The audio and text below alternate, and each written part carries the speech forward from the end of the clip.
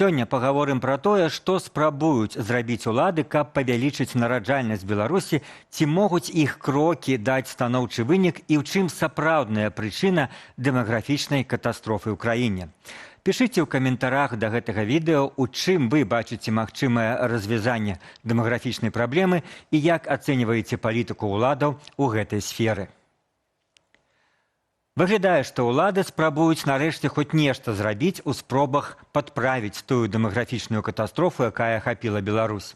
Вы, напэўна, ведаеце, што сёння нараджальнасць Беларусі рэкордна нізкая за ўсю гісторыю краіны і адна з найгоршых у Еўропе. І вось што яны прыдумалі.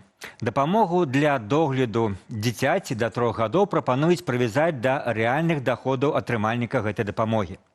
Такую прапанову абмяркоўвалі на гэтым тыдні на нарадзе з кіраўніцтвам Савету міністраў у справе спаду нараджальнасці. Мы предлагаем все-таки изменить эту систему и определять размер пособия от уровня реальных доходов получателя. При этом сохранится минимальная гарантия, та, которая сегодня есть, то есть минимальная планка, рассчитанная в зависимости от уровня доходов, не будет ниже действующего размера пособия. И максимальный размер также будет ограничен уровнем средней заработной платы в стране. Калі б дзяржаўную дапамогу прапануюць зрабіць залежнай ад даходу сям'і, то, як мне падаецца, все гэта спрэчна, але мне здаецца, гэта можна назваць станоўчым крокам. Цяпер большыя выплаты будуць атрымліваць сем'і, для каго часовая страта заробку аднаго з бацькоў, звычайна, вядома, гаворка ідзе пра маці, падчас догляду дзіцяці даволі адчувальная. Міжнародны досвед паказвае, што ураўнілаўка ў гэтым пытанні не была эфектыўнай, а адыход ад яе можна лічыць пазітыўным крокам. На сёння што ў Беларусі, што ў іншых еўрапейскіх краінах статыстычна больш за іншых нараджаюць альбо вельмі багатыя, альбо вельмі бедныя. Для бедных гэтая сацыяльная дапамога даволі істотная, а для багатых не мае важнага значэння пры прыняцці рашэння заводзіць дзяцей. Цяпер дапамогу Беларусі прывязалі да сярэднямесячнага заробку. З 1 жніўня гэтага года яна складае 1057 рублёў на першае дзіця і 1208 рублёў на другое і наступных дзяцей. Відавочна, што ў сённяшніх беларускіх рэаліях 1200 гэта на месяц на працягу 3 гадоў, гэта адносна невялікая частка агульнага кошту выхавання дзіцяці і даволі слабы стымул. Але ёсць чалавек, які думае, што гэта вялікія і дастатковыя грошы. І угадайце, хто гэта? Александр Лукашенко. А еще ежемесячное пособие, минимум 1000 рублей. Казалось бы, рожайте. На полном государственном обеспечении дети.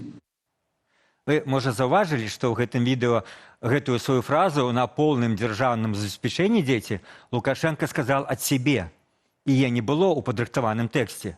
Той адказны чыноўнік, які пісаў яму гэтую прамову, так не думае. Гэта толькі Лукашенко упэўнены, што 1000 рублёў на месяц мусіць хапаць на ўсё. Аднак у Беларусі сёння асноўная праблема нават не ў тым, што людзі хочуць дзяцей, але не атрымліваюць дастаткова грошай ад дзяржавы. Фінансы далёка не адзінае пытанне, якое паўстае перад беларусамі, калі яны разважаюць ці нараджаць дзяцей. Большасць адкладае нараджэнне альбо абмяжоўваецца адным дзіцём, бо не ўпэўненая ў будучыні, не ведае, што іх чакае ў аўтарытарнай краіне, не хоча браць на сябе доўгатэрміновыя рызыкі. Паводле Белстату, сумарны каэфіцыент нараджальнасці ў Беларусі за апошнія гады упаў з 1,53 у 2017 годзе да 1,02 у 2025. На всякі выпадак нагадаю, што мінімальны паказнік, неабходны для аднаўлення насельніцтва, 2,1 дзіцяці на кожную жанчыну. А цяпер Беларусь вайшла ў топ-10 краінаў у свеце паводле самага нізкага каэфіцыенту нараджальнасці.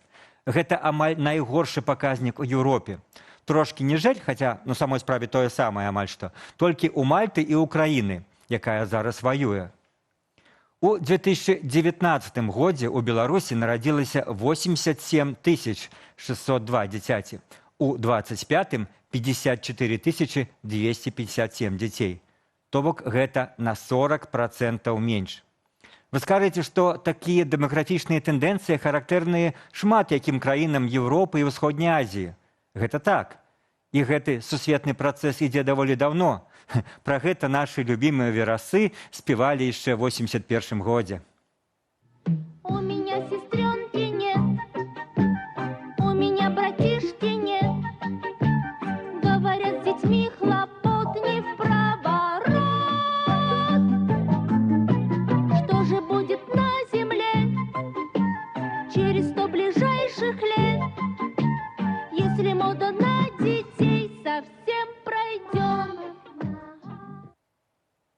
Тэндэнцыі сапраўды сусветныя, але нідзе няма такога правалу, як у Беларусі, на 40% за 6 гадоў. Менск увогуле паставіў нейкі гістарычны рэкорд. У 16 годзе ў сталіцы нарадзілася 19 527 дзяцей, а ў 25-м 9 543. Змяншэнне больш як 2 разы.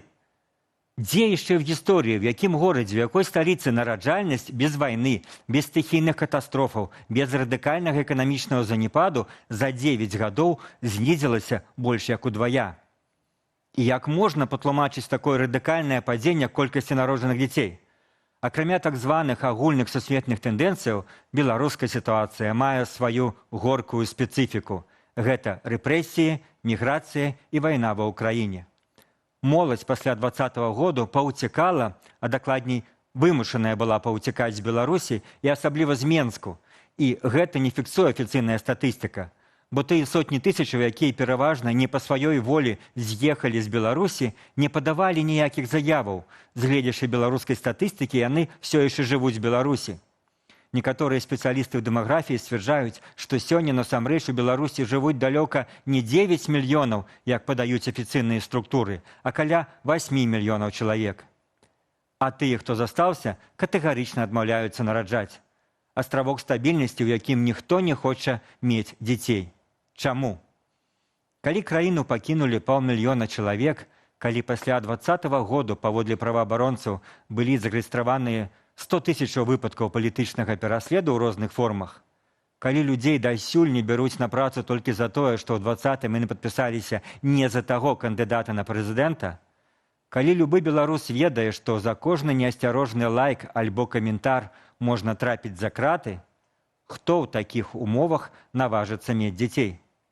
Калі побач ва ўкраіне ідзе вайна, а ў Беларусі нарастае мілітарызацыя ўсіх бакоў жыцця, як можна быць упэўненым, што гэтая вайна не перанесецца і на тэрыторыю нашай краіны?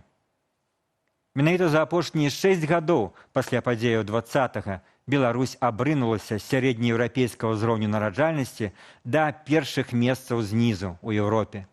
Гэта тая цана, якую плоцяць беларусы за дыктатуру, што ўсталявалася ў краіне.